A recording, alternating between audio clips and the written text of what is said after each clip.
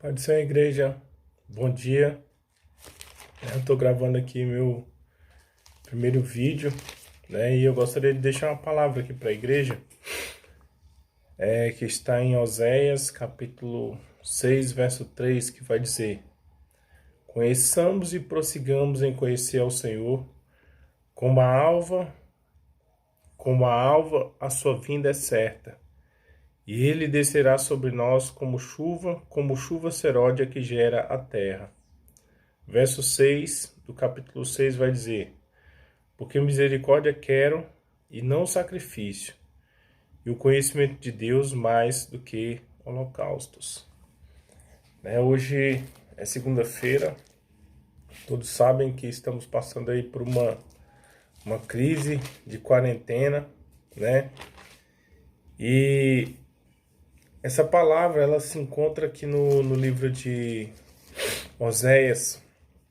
Ela fala justamente o seguinte, que nós devemos em todos os momentos conhecer e prosseguir em conhecer ao Senhor, porque uma vez que nós fazemos isso, nós entendemos que Deus ele não quer o derramamento de sangue, ele não quer o sacrifício de holocaustos, mas obediência.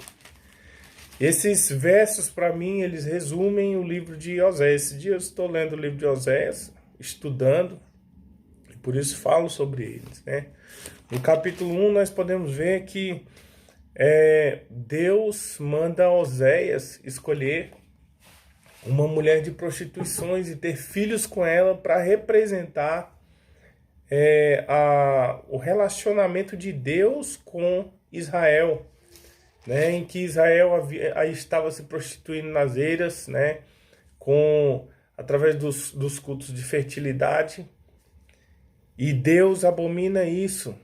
E no capítulo 1, ele até chega a dizer que ela se prostituiu e que Deus a rejeitaria, né? E ele fala aqui no verso 10 do capítulo 2, né? Agora descobrirei as suas vergonhas, olhos dos seus amantes, e ninguém a livrará da minha mão. Farei cessar teu gozo, as tuas festividades, festa da lua nova. E Deus está falando isso aqui justamente para exemplificar com que tipo de juízo Deus haveria de punir a Israel. E é interessante que ele fala assim, ó, que por um tempo ele haveria de ficar afastado, no capítulo 3, né?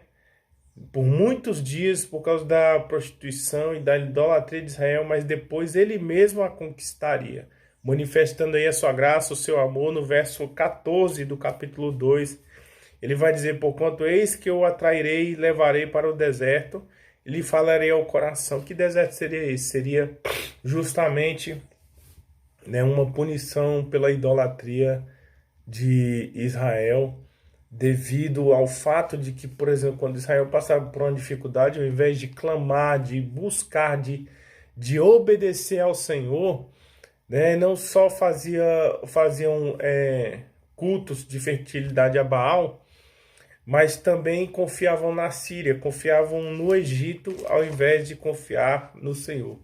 E é por isso que no capítulo 4, ele vai dizer que aqui na terra, o que havia só era perjurar, mentir, matar, furtar e adulterar, né? Israel havia se esquecido completamente do Senhor. E aí Deus fala aqui no verso 7, ó, por causa disso, quanto mais esses se multiplicam, tanto mais contra mim pecam, eu mudarei a sua honra em vergonha, né? Isso aqui me chama a atenção porque o povo estava se prostituindo de tal forma nos templos, nos cultos de fertilidade, nos templos de Baal, que as filhas, né, daqueles patriarcas e as mulheres daqueles homens estavam adulterando. E Deus fala assim, ó, não castigarei as vossas filhas que se prostituem, nem as vossas noras quando adulteram, porque os homens mesmo se retiraram com as meretrizes e com as prostitutas cultuais sacrificam, pois o povo não tem entendimento, corre para a sua perdição. Algo que fez com que Deus se irasse foi a promiscuidade sexual. né? E nós temos visto que hoje a sociedade ela não quer saber de Deus, que as pessoas elas têm se prostituído, as pessoas não têm se santificado. E eu quero dizer para você que está me ouvindo que os nossos hábitos determinam quem nós somos. E um hábito que nós temos que gerar em nós mesmos é o hábito de santidade. Nós vemos, né, homens na Bíblia tais como Moisés, Elias, com muitos outros homens de Deus, a gente admira, mas eles tinham o hábito de buscar a Deus, eles tinham o hábito de se santificar, eles tinham o hábito de buscar obedecer a Deus mais do que oferecer sacrifícios. E é esse o conselho que eu dou para você que está me ouvindo, mais do que aparência, mais do que status, mais do que buscar ser aceito pelo homem, busque ser aceito por Deus, né? Porque o povo tinha se prostituído, mas quem havia dado esse primeiro passo, capítulo 5 de Osés, ele vai falar sobre isso, seriam os sacerdotes, né?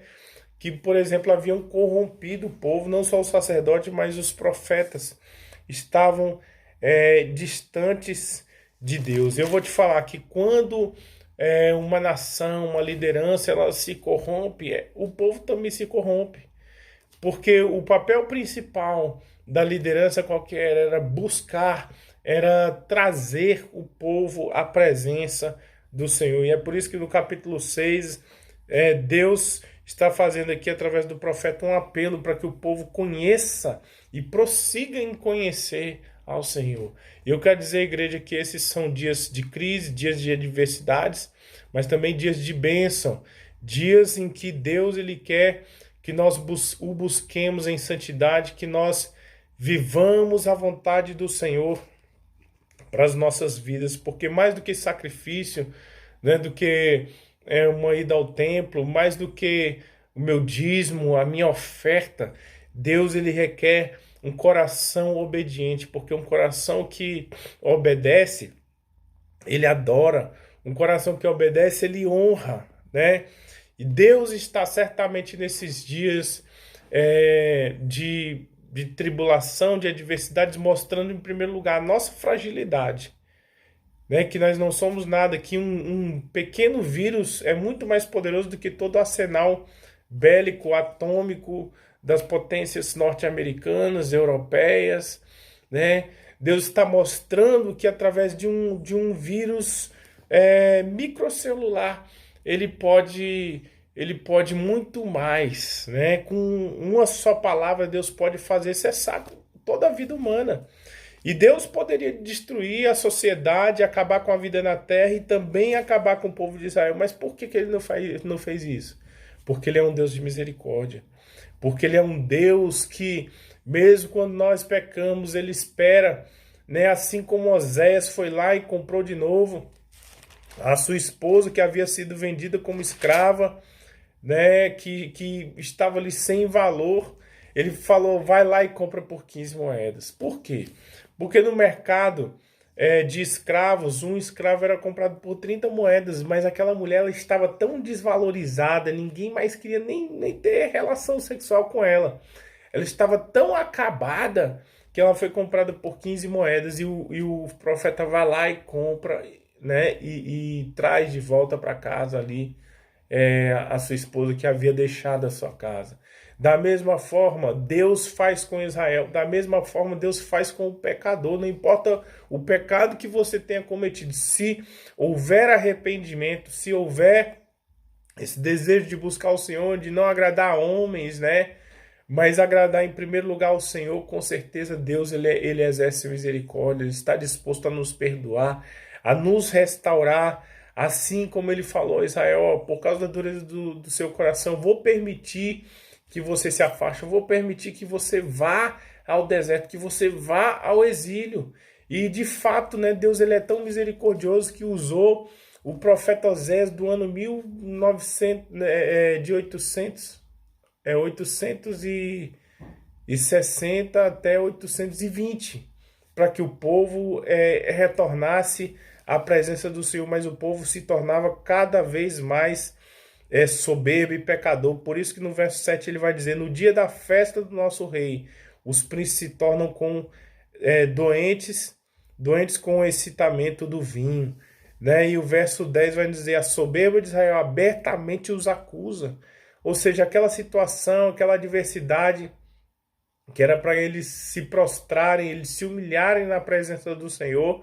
O que acontece? Eles estavam se voltando mais para a prostituição, para a bebida, né? Estavam escolhendo líderes sem consultar o Senhor. E é por isso que no verso 11 ele vai dizer: ó, porque Efraim é como uma pomba enganada, sem entendimento, chama o Egito e vão para a Síria. O povo, quando via os inimigos virem, as pragas, né? Quando não havia frutos na colheita, eles preferiam confiar em outras pessoas do que em Deus, né? E aqui, por isso que ele vai falar no verso 12: quando forem sobre eles, estenderei a minha rede, como as aves dos céus farei descer. Eu os castigarei segundo o que eles têm ouvido na sua congregação. Ai deles, porque fugiram de mim. Destruição sobre eles, porque se rebelaram contra mim. Eu os remiria, mas eles falam mentiras contra mim. Não clamam a mim de coração, mas dão uivos nas suas camas. Ou seja, o povo gemia, o povo chorava, mas não clamava a Deus, mas não confiava no Senhor. Por isso Deus permitiu que o juízo viesse sobre aquele povo.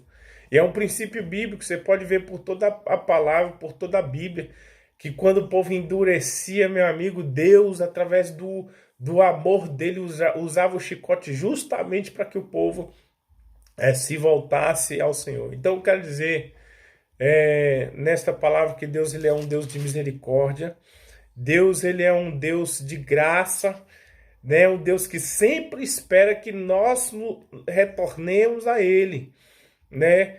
E que nós não sejamos duros de coração como foi o povo de Israel. Então fica aqui a minha palavra, que nesses dias de adversidade, nós tomemos as precauções de ficarmos em casa, né? Mas também de adorar o Senhor quando nós acordamos, adorar o Senhor quando nós vamos dormir, né? E nosso culto ele deve ser 24 horas, não é só quando a gente está cantando, louvando, não. É na forma como eu trato a minha esposa, na forma como eu trato meus filhos, né? Como eu invisto o meu tempo, para que eu não faça como Israel, como ele vai dizer aqui no capítulo 8, verso 14: porque Israel se esqueceu do seu Criador, edificou palácios, e Judá multiplicou cidades fortes. Mas eu enviarei fogo contra as suas cidades, e fogo consumirá os seus palácios, né?